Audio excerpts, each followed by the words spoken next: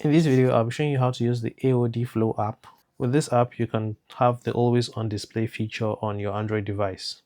So I'm going to leave a link to it in the description. It will take you to the Play Store. So when you get here, tap install and then wait for a few seconds for the app to get done downloading. Alright, so after it is done downloading, tap open, then tap get started, enable this, then look for the app. So this is it, tap it and allow, then go back. Also allow notifications by tapping allow and then continue. So if this shows up, just tap skip. You can use the app for free basically. Okay, so this is what the app looks like after you have done the initial setup. Now you get the option to choose the theme you want or the template you want. So if you want to use it for free, you can tap the free option here. And if anyone looks good to you, just select it. So I'm going to select this one. I like it. I'll tap it and then I'll tap apply template. So it says template is applied. Tap look and feel to change some things.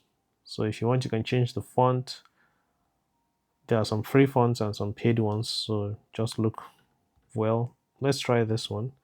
So you can see the date at the top changed. It may not be very visible, but yeah, that's how the font works.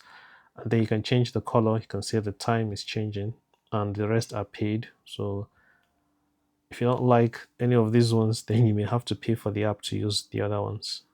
So let's go for red. And I like it when I can use it to control my music. So I'll tap here, tap OK, look for the app. So this is it. I'll tap it, enable this and tap allow. Then I'll go back to the app. And now I have enabled the music player. You can see a sample of it. You can change what the music player looks like. This one looks very normal. I like this one. So you can go through all the settings if you want, but we are essentially done. So what you need to do now is tap start.